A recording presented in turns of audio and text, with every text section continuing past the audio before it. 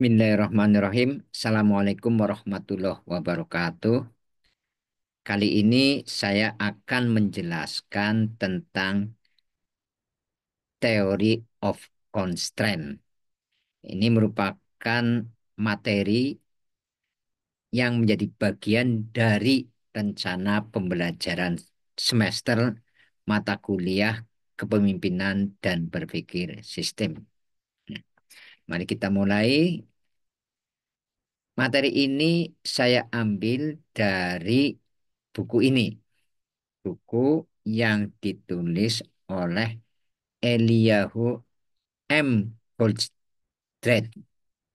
Ya, ini yaitu tentang Theory of Constraint.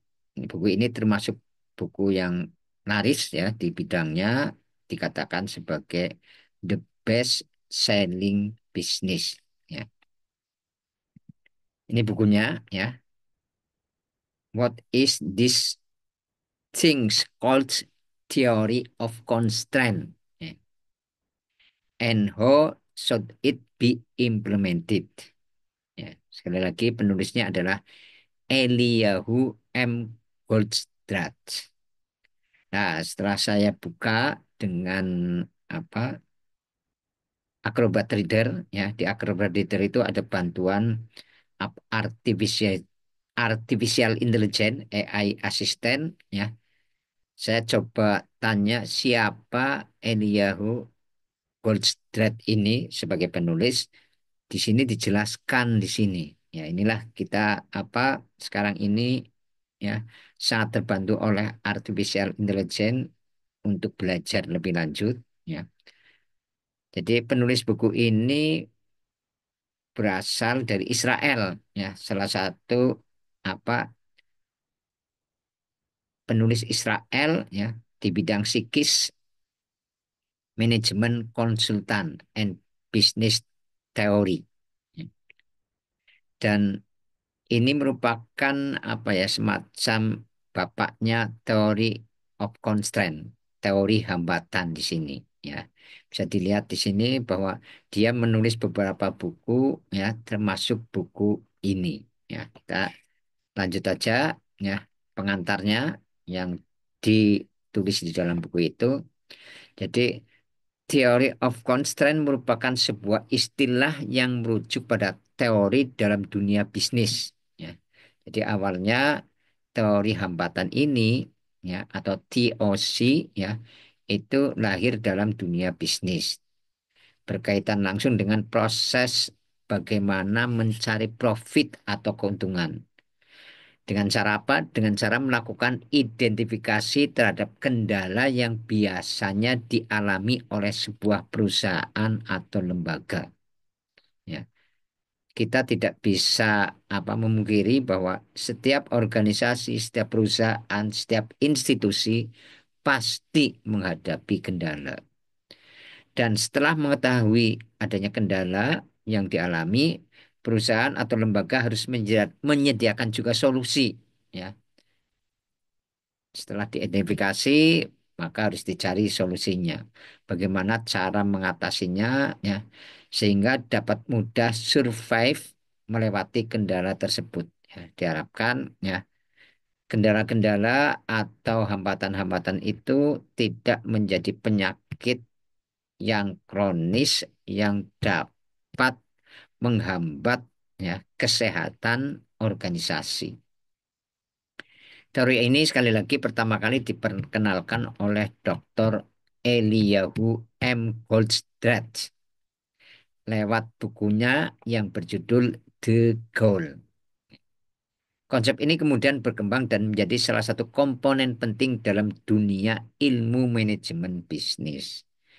Dan kita yang belajar kepemimpinan ya itu memasukkan teori ini sebagai keahlian dalam memimpin. Jadi pemimpin terutama di dalam organisasi kesehatan diharapkan mempunyai keahlian atau pengetahuan mengenai hambatan-hambatan yang ada di organisasinya.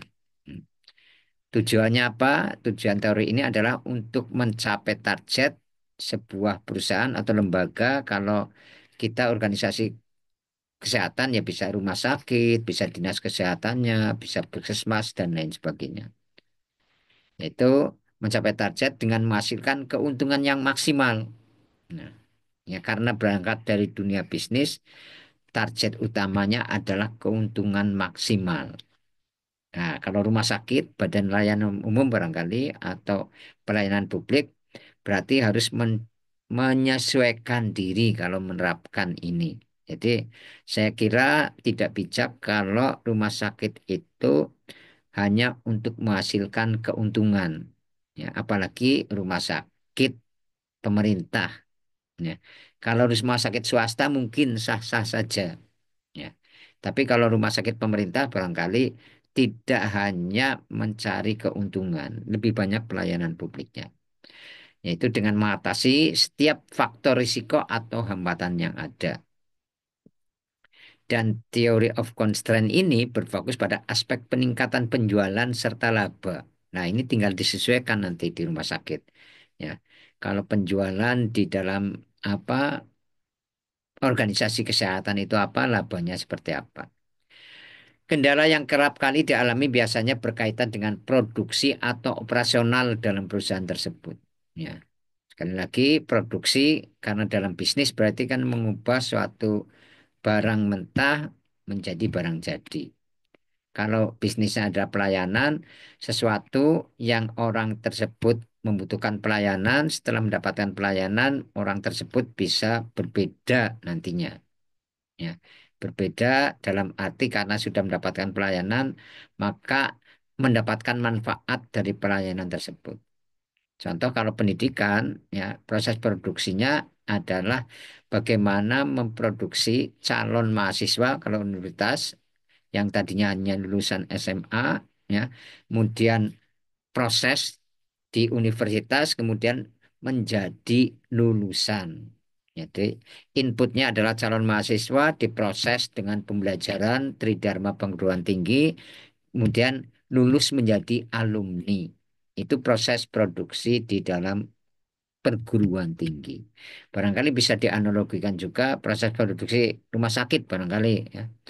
Jadi pasien masuk, inputnya kemudian diproses, diobati, opnam dan lain sebagainya, pasien keluar. Cuma pasien kalau apa output kalau di dalam dunia pendidikan menjadi lulusan ya, walaupun lulusannya nanti apa bermacam-macam kualitasnya ya. Ada yang IPK-nya tinggi, ada yang IPK-nya rendah, ada yang langsung siap kerja dan tidak ya. Di rumah sakit outputnya juga saya kira bermacam-macam ya. Diharapkan masuk sakit, keluar sehat. Tapi juga mungkin ada juga masuk sakit, keluar malah meninggal. Ya, itu apa fakta yang ada di rumah sakit tergantung pada jenis atau apa stadium sakitnya barangkali. Ya, stadium sakitnya. Namun, saya kira rumah sakit juga punya indikator kinerja sendiri ketika proses produksi dari apa pasien diobati ya kemudian outputnya berupa seperti apa kinerjanya, saya kira rumah sakit pasti punya indikator-indikator kinerja. Jenis kendala dalam theory of constraint ya ada dua yaitu internal dan eksternal.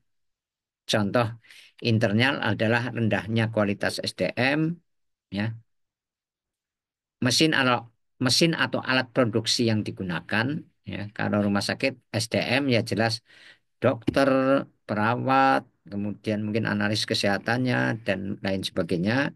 Mesin produksi ya ya alat-alat kesehatannya ya bisa alat untuk radiologi atau apa untuk CT scan dan lain sebagainya ya. Kemudian kurangnya sarana dan prasarana ya dari sisi gedungnya, dari sisi mungkin apa kamar-kamarnya ya. Itu internal constraint. Kemudian external constraint yang dari luar keterbatasan jumlah supplier. Ya, contohnya adalah apa ketika terjadi pandemi kemarin supplier tentang obat COVID barangkali ya itu sedikit. ya, sehingga terjadi kelangkaan obat. Ya. Kakunya regulasi pemerintah juga sangat mungkin menjadi kendala, ya. Mungkin juga contohnya ada aturan-aturan yang menghambat pengadaan obat atau apa, ya. Itu regulasi pemerintah. Atau ketidakpastian regulasi, tidak ada aturan tapi malah bikin bingung. Kemudian krisis ekonomi, ya, tarif sekarang ini, ya, dengan adanya perang tarif bisa mungkin menjadi kendala. Obat harganya menjadi lebih mahal karena obat itu obat impor misalnya. Nah, inilah jenis-jenis kendala dalam TOC, ya, nanti kita lanjutkan lebih rinci, ya. Kemudian TOC dalam sektor kesehatan ini hanya mereka-reka, ya, Bapak Ibu yang di bidang kesehatan saya kira lebih valid nantinya. Contohnya adalah untuk rumah sakit, ya, TOC dalam rumah sakit, karena rumah sakit dalam sistem kesehatan adalah sistem yang kompleks dan melibatkan banyak komponen yang terkait. Dan apa saja komponennya saya kira Bapak dan Ibu sangat paham, ya, komponen di dalam rumah sakit dari SDM-nya juga apa bermacam-macam, ya, SDM rumah sakit. Saya kira medis dan paramedis, ya, medis non medis, ya, dokter, ya, dokter juga nantinya di kelompokkan lagi ada dokter umum, dokter spesialis, ada apa dokter anestesi dan lain sebagainya, ya, itu komponen-komponennya. Kemudian komponen yang lain, ya, saya kira dari sisi apa peralatannya, ya, dari sisi mungkin apa obat-obatannya, yaitu komponen-komponen yang ada di dalam rumah sakit. Dalam sistem produksi rumah sakit terdapat banyak kendala atau batasan yang dapat mempengaruhi kinerja seluruh sistem. Ya. Contoh, umpamanya, ya, proses produksi rumah sakit, ya, sistem produksi rumah sakit adalah mengobati pasien. Ternyata kamarnya tidak cukup umpamanya. Nah, itu menjadi kendala. Ya, kita kita sudah menjadi saksi ketika pandemi, ya, barangkali kamar penuh, ya, apalagi harus dibatasi tidak bisa maksimal, ya. Itu menjadi kendala. Tapi dalam kondisi normal barangkali sudah berbeda, ya. Tapi ketersediaan kamar, keterbatasan obat atau keterbatasan SDM itu juga bisa mempengaruhi kinerja. Kemudian TOC membantu pengelola rumah sakit untuk mengidentifikasi kendala utama kemudian memperbaikinya. Jadi salah satu maksud dari Theory of Constraint adalah bagaimana pengelola rumah sakit ini mengidentifikasi kendala utamanya, main constraint. Kemudian bukan hanya mengidentifikasi, tentu saja harus berusaha mencari solusinya, memperbaiki. Sehingga kinerja sistem secara keseluruhan akan meningkat. Ya, inilah salah satu contoh, ya, di bidang kesehatan. Ya, lanjut di sini di bidang kesehatan, ya, dengan menerapkan TOC, pengelola rumah sakit dapat mengoptimalkan penggunaan sumber daya dan memaksimalkan produktivitas dengan memfokuskan pada kendala utama dalam sistem. Jadi salah satu apa metode yang digunakan adalah bagaimana menemukan kendala utama. Ya, mungkin kendalanya banyak, tapi kendala utamanya apa, dan itu akan menjadi target utama bagaimana solusinya. Walaupun kendala-kendala yang lain saya kira tetap harus disolusi, ya, dicari solusinya. Dengan TOC itu membantu rumah sakit untuk menghemat biaya dan meningkatkan efisiensi, ya. Jadi kalau kendala-kendalanya tidak begitu urgent, ya, bisa dilewati tapi dicari kendala utama dan ini akan semakin efisien dan sambil meningkatkan kualitas pelayanan kepada pasien. TOC ini dapat menjadi alat yang sangat berguna bagi pengelola rumah sakit dalam mengelola sistem produksi, ya, dengan lebih baik dan meningkatkan kinerja secara keseluruhan. Ujung-ujungnya semuanya kinerja. Ya. Kendala diidentifikasi, dicari solusi sehingga kinerja meningkat. Intinya seperti itu. Ada apa sedikitnya ada 4 langkah ya, ada 4 langkah dalam TOC ya. Yang pertama adalah identifikasi kendala utama ya dalam sistem produksi rumah sakit. Sekali lagi, sistem produksi rumah sakit saya sampaikan tadi ya adalah aliran dari pasien masuk ke rumah sakit, kemudian diproses, ada treatment, pengobatan, ya, ada yang harus opnam, ada yang rawat jalan dan lain sebagainya. Ini prosesnya, kemudian outputnya pasien setelah diobati keluar dari rumah sakit, ya, keluar dari rumah sakit. Ya, itu sistem produksi rumah sakit. Ya. Dan kendala utama di dalam rumah sakit contohnya adalah aliran pasien.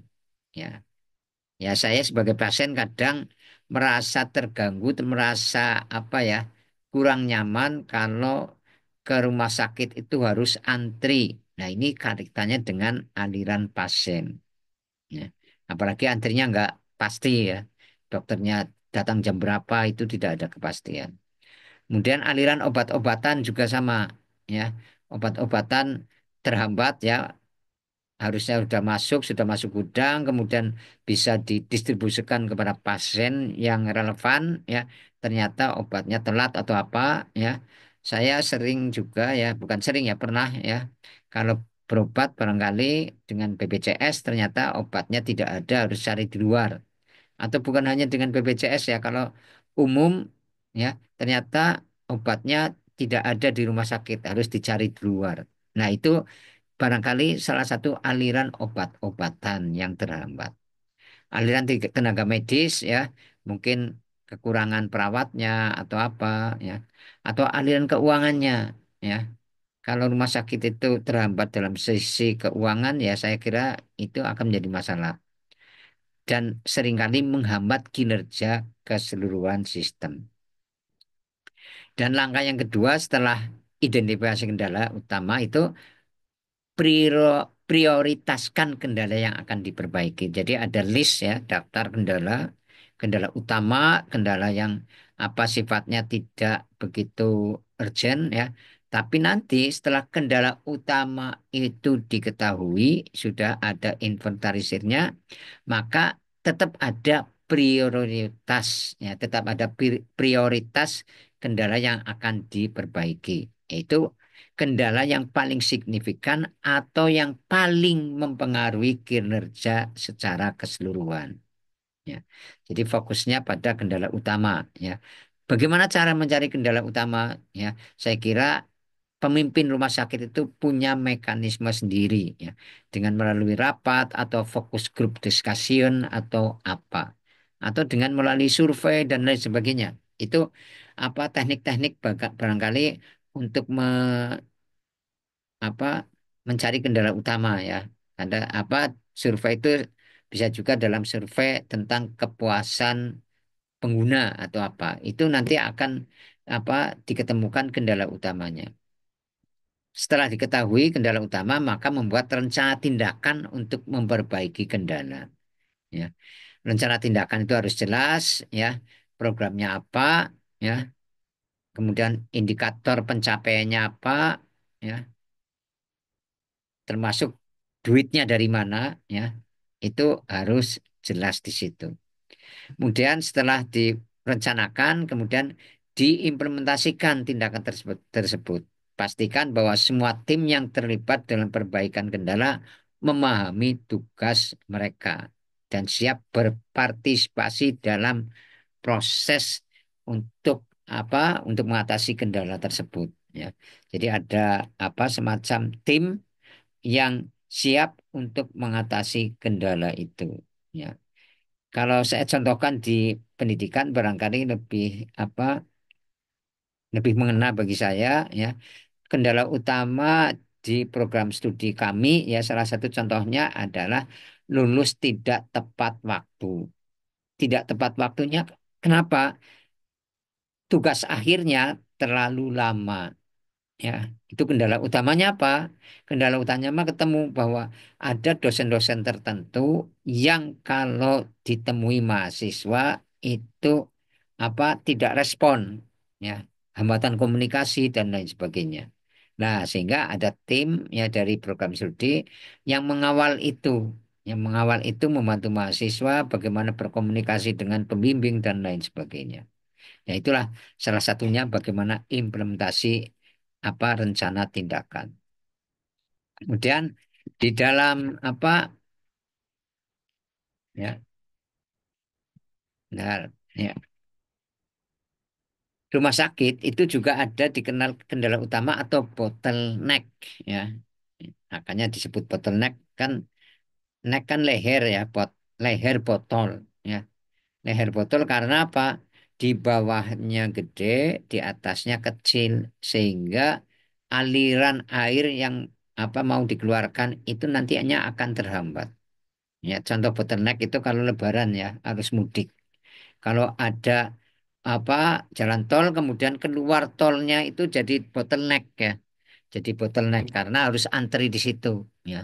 Ya harus satu-satu. Ya.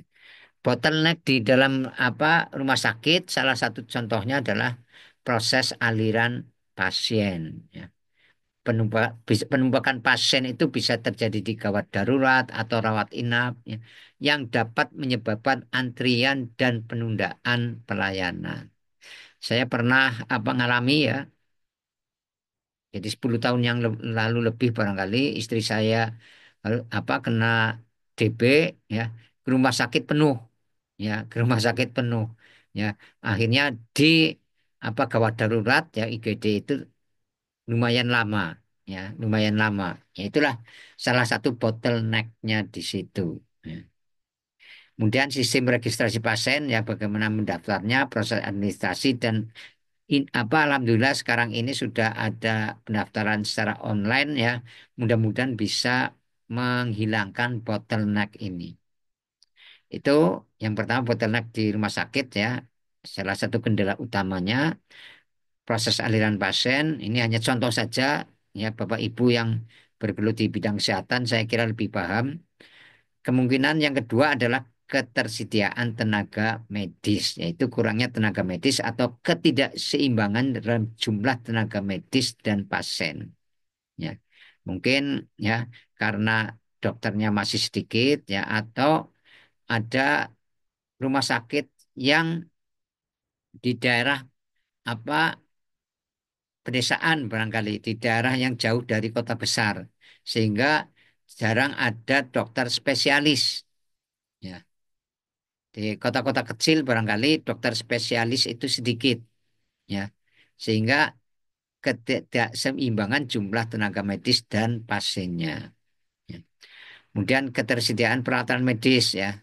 Mungkin rumah sakit atau apa puskesmas ya peralatan medisnya sedikit sehingga harus pasien dibawa ke rumah sakit yang lebih besar. Ya. Itu ketersediaan peralatan medis dan ini bisa menunda ya penundaan pemeriksaan atau operasi atau juga kendala di dalam sistem informasi kesehatan. Ya, saya pernah beberapa bulan yang lalu bawa cucu saya untuk apa berobat ya, ya untuk berobat ternyata tertahan di kasir. Kenapa? Karena sistemnya katanya sedang down servernya, ya sehingga harus nunggu lumayan lama. Ya, tidak bisa melihat apa saya harus bayar berapa. Nah, itulah kendala dari sistem informasi. Kemudian penjadwalan pemeriksaan atau operasi, ya.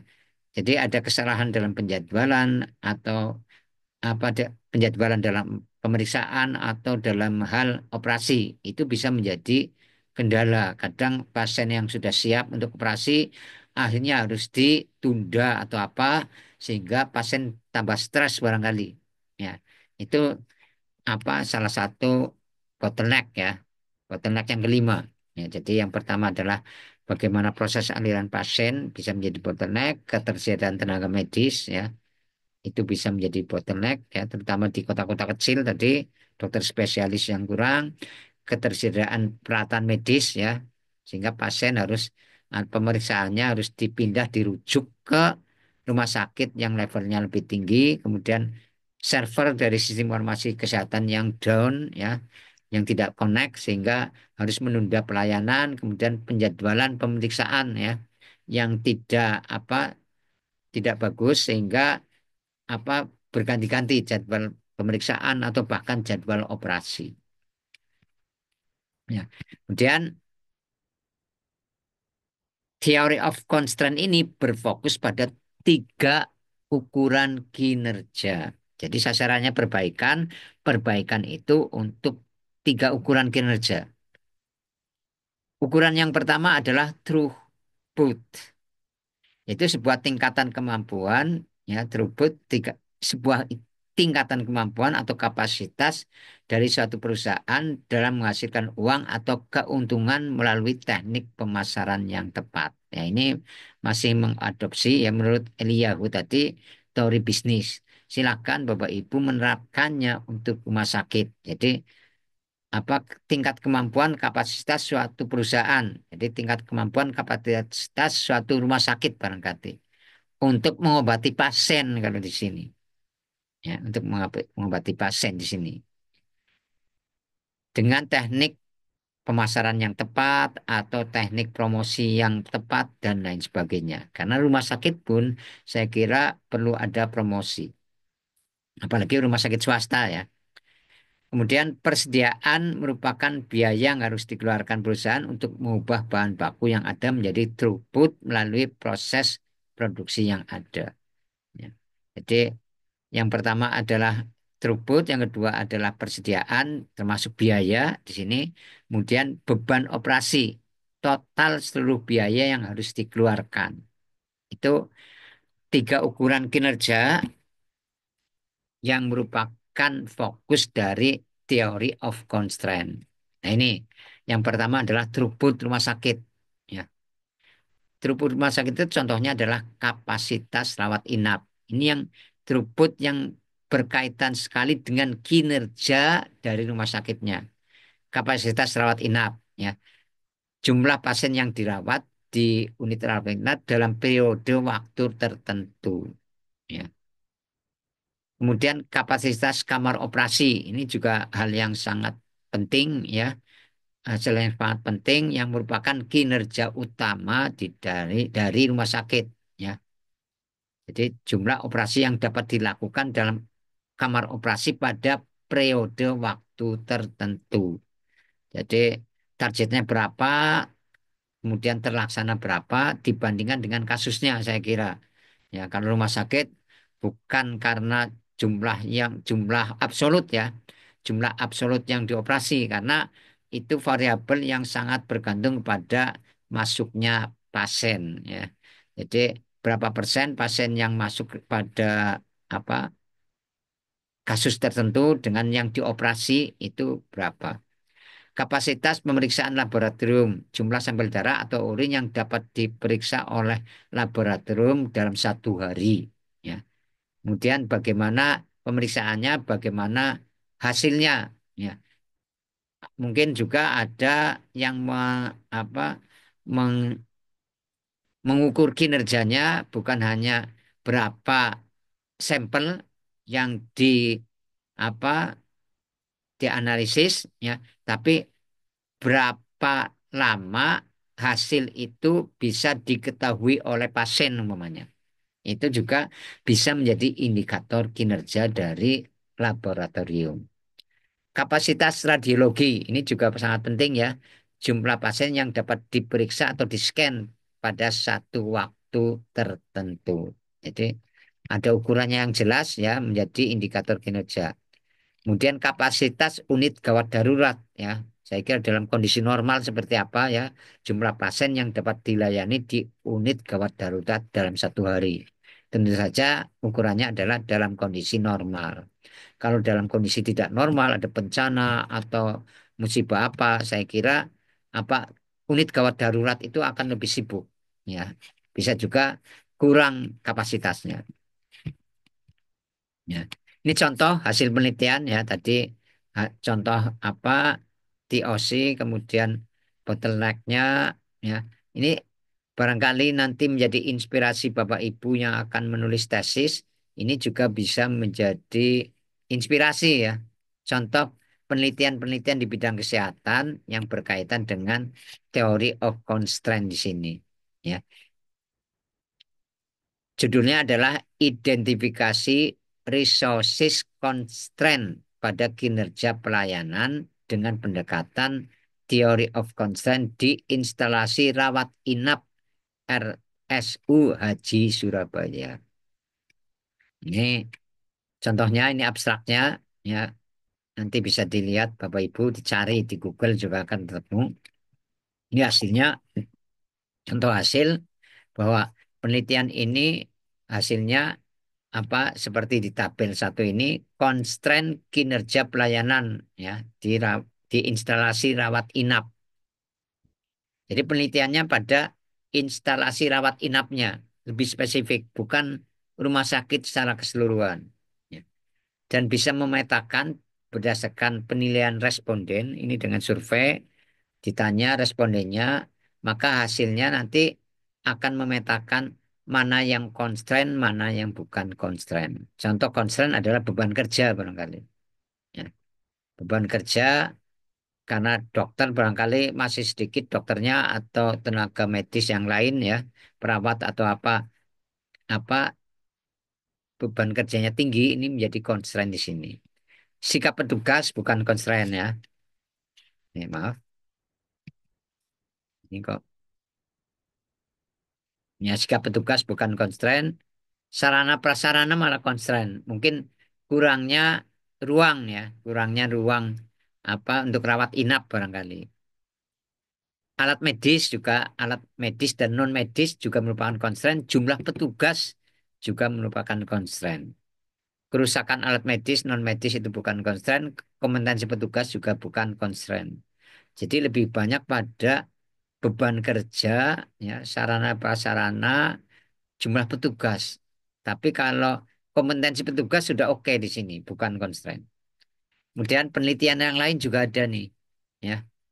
Bagaimana penerapan teori of consent pada kepuasan kerja karyawan Rumah Sakit Mata Undaan Surabaya. Nah, ini abstraknya ada, bisa dilihat, ya.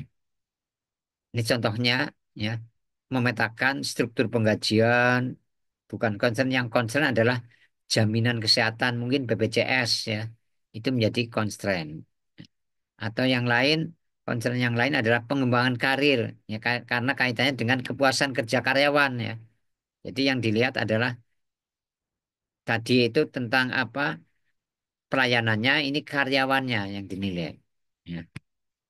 Yang menjadi constraint adalah jaminan jaminan kesehatan. Jadi di rumah sakit yang bidangnya adalah mengobati orang, ya, supaya pada sehat, tapi di sini para karyawan rumah sakit malah ada masalah yang krusial, jaminan kesehatannya.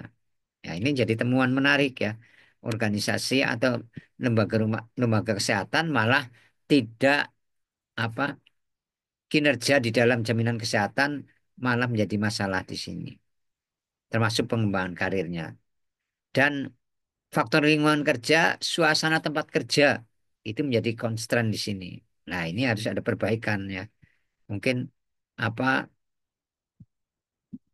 panas, ya, tempat kerja kan panasnya, ya, AC-nya kurang dan lain sebagainya, atau penerangan dan lain sebagainya. Itu menjadi constraint, ya, bagi karyawan rumah sakitnya. Nah, ini penutupnya, ya, saya kira bisa disimpulkan bahwa teori constraint sangat perlu dipelajari karena berkaitan langsung dengan penanganan kendala yang terjadi pada setiap proses yang terdapat dalam sebuah organisasi atau perusahaan. Ya, jadi berkaitan langsung dengan kendala. Ya, karena kendala itu menjadi penyakit bagi organisasi, bagi lembaga. Kalau tidak segera diperbaiki, maka kesehatan organisasi yang terganggu. Kendala-kendala yang ada dapat terjadi dari mana saja, termasuk dari dalam perusahaan, ya, bukan hanya dari luar, tapi dari perusahaan. Seperti tingkat kehadiran dari karyawan itu juga menjadi kendala. Atau bukan hanya apa kehadiran, ya, karyawan sering telat atau tidak on time. Kalau organisasi kesehatan, SDM-nya bukan hanya karyawan, barangkali tenaga medis dan paramedis. Tenaga medis nanti ada perawat, ada yang dokter dan lain sebagainya. Nah, ini maaf saja kalau di dalam rumah sakit barangkali mungkin dokternya karena banyak mengampu di mana-mana sehingga di rumah sakit kadang tidak on time. Itu juga menjadi kendala.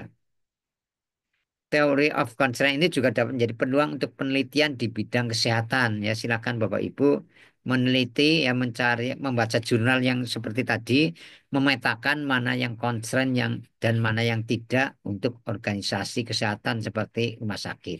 Saya kira demikian apa yang dapat saya sampaikan, ya. Mudah-mudahan bisa dipahami dan bermanfaat bagi Bapak Ibu semua, walaupun tidak secara langsung saya sampaikan di kelas, tapi mudah-mudahan ini lebih dapat dipahami karena bisa ditayangkan berulang-ulang. Terima kasih atas partisipasinya. Kurang dan lebihnya mohon maaf. Assalamualaikum warahmatullahi wabarakatuh.